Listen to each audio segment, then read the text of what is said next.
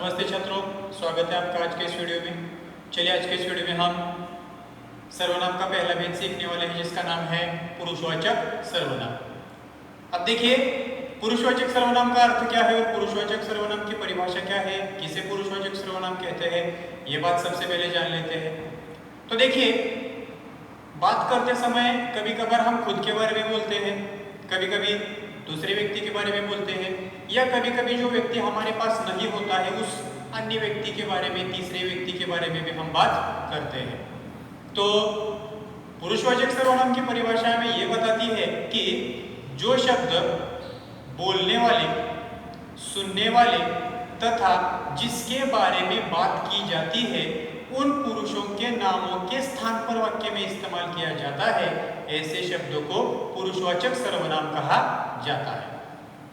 अब दोस्तों आप लोगों को एक सवाल, आप लोगों के मन में एक सवाल आया होगा कि बोलने वाला, सुनने वाला, मतलब ये सारी बातें क्या है।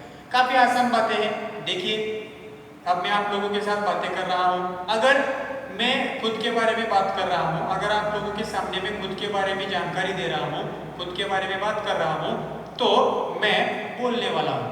मतलब जो व्यक्ति खुद अपनी जानकारी देता है, जो व्यक्ति खुद अपने बारे में बोलता है, उसे हम बोलने वाला कहते हैं। दूसरी बात, मैं बोल रहा हूँ, आप सुन रहे हैं, मतलब मैं जो सारी बातें बोल रहा हूँ वो आप सुनते हैं। और अगर मैं आपके बारे में बोलता हूँ तो मैं सुनने वाले व्यक्ति के बारे में बोल रहा हूँ, आप मुझे सुन रहे हैं और मैं आपके बारे में बोल रहा हूँ। मैंने कहा कि आप, तू क्या कर रहा है, तुम क्या कर रहे हो, आप क्या कर रहे हो, आपने पढ़ाई की कि नहीं, ये सारे सुनने वाले के लिए शब्द इस्तेमाल किए जाते हैं, आप लोग सुनने वाले हो। उसके बाद मैं और आप दोनों एक साथ मिलकर जो व्यक्ति यहाँ पर नहीं है उस तीसरे व्यक्ति के बारे में बात कर रहे हैं।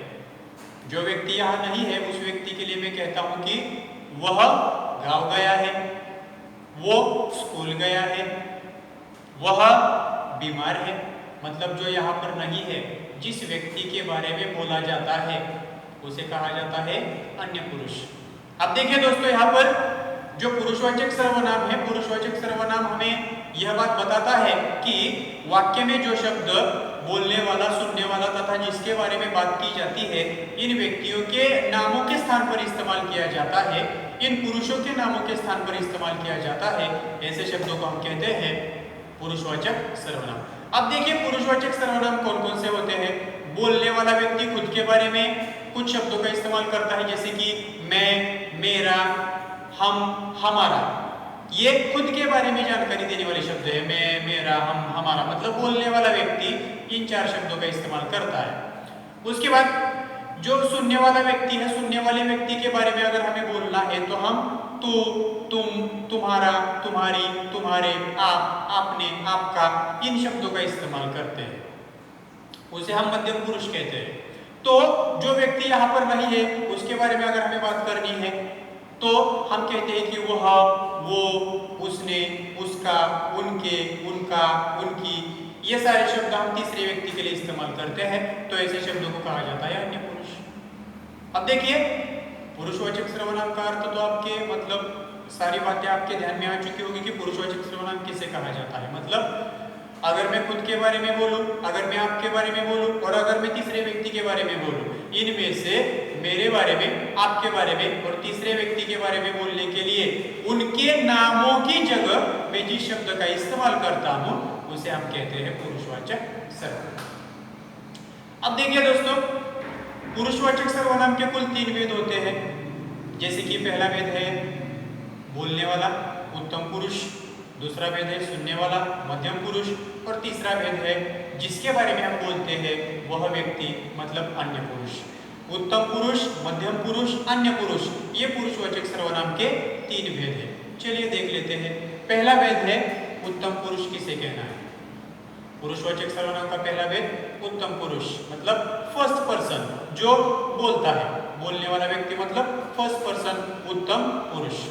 अब देखिए अगर मुझे खुद के बारे में जानकारी देनी है तो मैं खुद बोल रहा हूँ और मैं खुद अपने नाम की जगह कुछ शब्दों का इस्तेमाल कर रहा हूँ। जैसे कि उदाहरण के तौर पर देखिए यहाँ पर मैं पढ़ाई कर रहा हूँ, आज हम बाहर चले गए।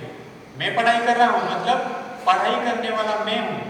मैं पढ़ाई कर रहा हूँ, इसके बारे में जानकारी मैं आप लोगों को दे रहा हूँ, मतलब मैं खुद के बारे में बोल रहा हूँ। इसके अलावा आज हम बाहर चले गए, मतलब मैं अपने परिवार और मेरे दोस्तों के बारे में जानकारी दे रहा हूँ, मतलब मैं खुद के बारे में बोल रहा हूँ। इसका मतलब है जो शब्द वाक्य में हमें बोलने वाले व्यक्ति के नाम की जगह पर दिखाई देते हैं उन शब्दों को हम कहते हैं उत्तम पुरुष या फिर बोलने वाला, मतलब फर्स्ट पर्सन, उत्तम पुरुष। अब उत्तम पुरुष दर्शाने वाले शब्द कौन कौन से होते हैं? मैं, मेरा, मेरी, हम, हमारा, हमारी, ये सारे शब्द उत्तम पुरुष दर्शाते हैं या फिर उत्तम पुरुष के उदाहरण दर्शाते हैं। इनके अलावा कोई भी शब्द उत्तम पुरुष में बिल्कुल नहीं आता। मतलब बोलने वाले व्यक्ति के बारे में अगर जानकारी देनी हो तो फिर बोलने वाले व्यक्ति के नाम की जगह पर मैं, मेरा, मेरी, हम, हमारा, हमारी, इनमें से एक शब्द का इस्तेमाल किया जाता है और इनमें से कोई एक शब्द अगर आता है तो उसे हम कहते हैं उत्तम पुरुष। मतलब मैं खुद अपने बारे में जानकारी दे रहा हूँ। आप जब खुद आपके बारे में बोलते हैं तब आप उत्तम पुरुष कहलाते हैं, फर्स्ट पर्सन कहलाते हैं। तो चलिए दूसरा भेद देख लेते हैं दोस्तों। दूसरा भेद है मध्यम पुरुष, जिसे हमने कहा है सुनने वाला। अब देखिए मैं बोल रहा हूँ और आप सुन रहे हैं, तो अगर आपके बारे में मुझे बोलना हो, सुनने वाले के बारे में अगर मुझे बोलना हो तो मुझे आपके नाम की जगह पर कुछ विशेष शब्दों का इस्तेमाल करना होगा। आप मुझे सुन रहे हैं और मुझे आपके बारे में बात करनी है। अगर मैं आपके बारे में बात करूं तो मैं आपके बारे में बात करते समय तू, तुम, आप, तुम्हारा, तुम्हारी, आपका, आपकी, ये सारे शब्द आपके लिए इस्तेमाल करने वाला हूं जो कि सुनने वाला है। आप सेकंड पर्सन हो मतलब आप मध्यम पुरुष हो। अगर मध्यम पुरुष के बारे में बोला जाता है, अगर मध्यम पुरुष के संज्ञा के स्थान पर कुछ शब्दों का इस्तेमाल किया जाता है तो ऐसे शब्दों को कहते हैं मध्यम पुरुषवाचक सर्वनाम, जिसे हमने कहा सुनने वाला। अगर आप लोगों से मुझे बात करनी हो, आप लोगों के बारे में बोलना है, आप मुझे सुनते हैं, आप लोगों के बारे में बोलना है, तो देखिए तुम कहाँ जा रहे हो, मैंने आपसे सवाल पूछा, तुम कहाँ जा रहे हो। दूसरा सवाल, आपने खाना खा लिया, आपने खाना खाया या नहीं, मतलब मैं आपसे बात कर रहा हूं, आप मुझे सुन रहे हैं और मैं सुनने वाले के बारे में बोल रहा हूं, आपके बारे में, और आपकी संज्ञा की जगह पर मैंने यहाँ पर तुम और आप इस शब्द का इस्तेमाल किया है, इसलिए सुनने वाले व्यक्ति के संज्ञा के स्थान पर इस्तेमाल किए जाने वाले शब्दों को कहा जाता है मध्यम पुरुषवाचक सर्वनाम। मध्यम पुरुषवाचक सर्वनाम दर्शाने वाले शब्द कौन कौन से होते हैं? तू, तुम, आप, तुम्हारा, तुम्हारी, आपका, आपकी, ये मध्यम पुरुष दर्शाते हैं। अब आखिरी भेद देखिए दोस्तों, तीसरा भेद है अन्य पुरुषवाचक सर्वनाम। अब देखिए अन्य पुरुष, बोलने वाला फर्स्ट पर्सन, सुनने वाला सेकंड पर्सन। अब बोलने वाला और सुनने वाला दोनों बात कर रहे हैं, लेकिन जिसके बारे में बात कर रहे हैं वो व्यक्ति यहाँ पर नहीं है, किसी तीसरे व्यक्ति के बारे में हम दोनों आपस में बात कर रहे हैं, उसे हम कहते हैं थर्ड पर्सन, मतलब अन्य पुरुष, जिसके बारे में हम बात करते हैं। अब देखिए मैं आप लोगों से बात कर रहा हूँ, मैं बोल रहा हूँ, आप सुन रहे हैं, लेकिन मैं आपके बारे में और मेरे बारे में भी नहीं, बल्कि मेरे एक दोस्त के बारे में बात कर रहा हूँ जो यहाँ पर नहीं है। हम दोनों के अलावा मेरा एक दोस्त है जिसके बारे में मैं आपसे बात करता हूँ, वो यहाँ पर नहीं है, इसीलिए मैं उसके संज्ञा के बदले मैं कुछ शब्दों का इस्तेमाल करता हूँ, जैसे कि वे बाहर जा रहे हैं, वह ताजमहल है।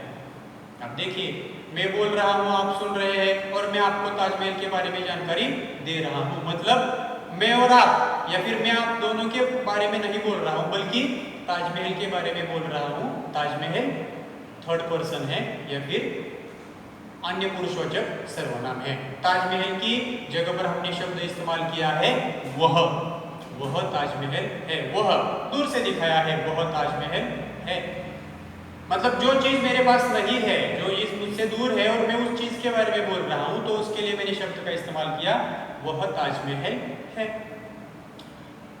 वे बाहर जा रहे हैं, वे मतलब मेरे दोस्त, मैं और आप, हम बाहर नहीं जा रहे हैं, हम दोनों यहीं पर हैं।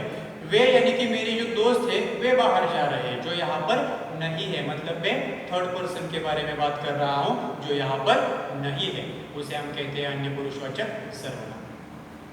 मतलब अन्य पुरुषवाचक सर्वनाम दर्शाने वाले शब्द कौन कौन से होते हैं? वह, वे, उसका, उसकी, उनका, उनकी, ये सारे शब्द तृतीय पुरुष को दर्शाते हैं, किसी अन्य व्यक्ति को दर्शाते हैं, इसलिए ऐसे शब्दों को कहा जाता है अन्य पुरुषवाचक सर्वनाम। तो अब देखिए दोस्तों, आज के इस वीडियो में आप लोगों की समझ में आ चुका होगा कि पुरुषवाचक सर्वनाम किसे कहते हैं।